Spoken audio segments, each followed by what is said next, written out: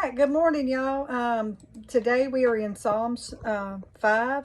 I'm not going to read the entire psalm to you. That's something that you can do on your own. But my take on Psalms chapter 5 is that, first of all, it is a prayer that is focusing on the deliverance of the righteousness. And it is David who is praying, and as he is praying, it tells us exactly who he's praying to. He's praying to God. He's praying to our King. In other words, God is a relationship God. He knew who David was because of relationship. God wants a relationship with you as well.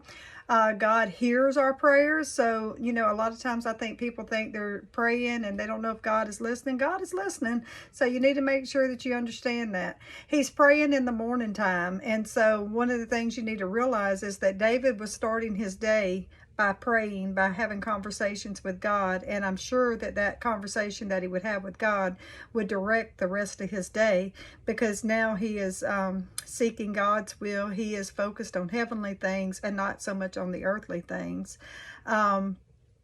And what he prays, he's praying that God would lead him in the right way, God's way, not my own way. So many times we're just happy with being led our way, where God is saying, no, you need to go and do what I tell you to do. So he's praying for God to lead him in his ways, to make his way straight. In other words, not to be veering off by serving himself during the day, but continuously just serving God.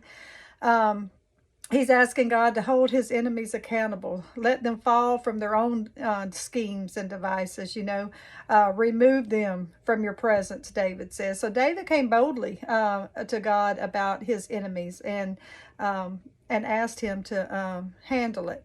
How he prays, he directs his prayer to the Lord with an attitude or eager watching.